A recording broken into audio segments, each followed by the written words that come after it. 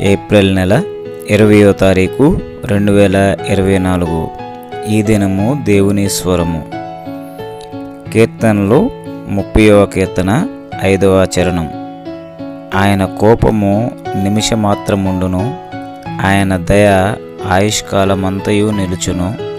సాయంకాలం నా ఏడుపు వచ్చి రాత్రి ఉండినను, ఉదయమున సంతోషము కలుగును.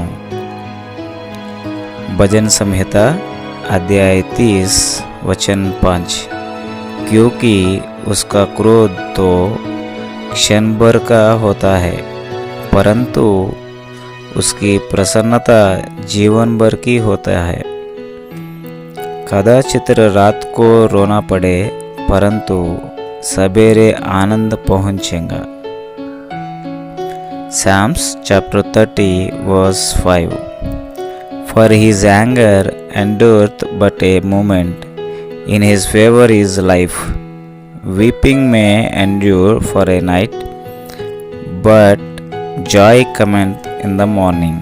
తల్లిదండ్రులు బిడ్డల మీద కోపించినట్లుగా, వారి క్రమశిక్షణ కోసం వారిని దండించినట్లుగా దేవుడు కూడా మన మీద కోపిస్తాడు. కానీ అది నిమిషం మాత్రము, క్షణం మాత్రమే ఉండేది. అది మనల్ని గుణపరచడానికి, బాగుపరచడానికి, మేలు చేయడానికి, నీతి న్యాయాల్లో నిలబెట్టడానికి మాత్రమే ఆయన కోపం. కానీ ఆయన యొక్క దయ ఆయుష్కాలం అంతా మన మీద నిలిచి ఉంటుంది. ఆయన ప్రతి క్షణము, ప్రతి నిమిషము, ప్రతి గడియ తన అరచేతుల్లో పెట్టుకుని మనల్ని చూస్తూ ఉన్నాడు. ఆయన తన రెక్కల నీళ్ళలో మనల్ని కాపాడుతూ ఉంటాడు.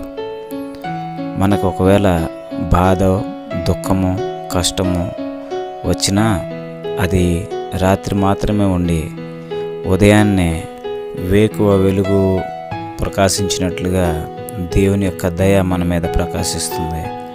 ఆ రాత్రి ఉన్నటువంటి బాధ ఉదయానికి తొలగిపోతుంది. దేవుని యొక్క కరుణ కటాక్షము మన మీద అలాగ ఉంది.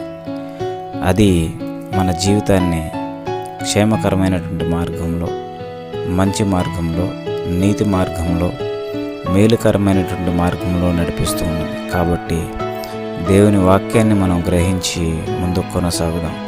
దేవుని వాక్యాన్ని దినదినము నేర్చుకుందాం. ఆయన యందు భయభక్తులు కలిగి నమ్మకంగా, విశ్వాసంగా కొనసాగుదాం. లేఖనాలు దినదినము నేర్చుకుంటూ ప్రవర్ధమానమై ఆయన యొక్క విశ్వాసంలో మనం బలపరచబడదాం. దేవుడి లేఖనం ద్వారా మనందరినీ దీవించి ఆశీర్వదించును గాక. ఆమేన్. అందరికీ వందనాలు.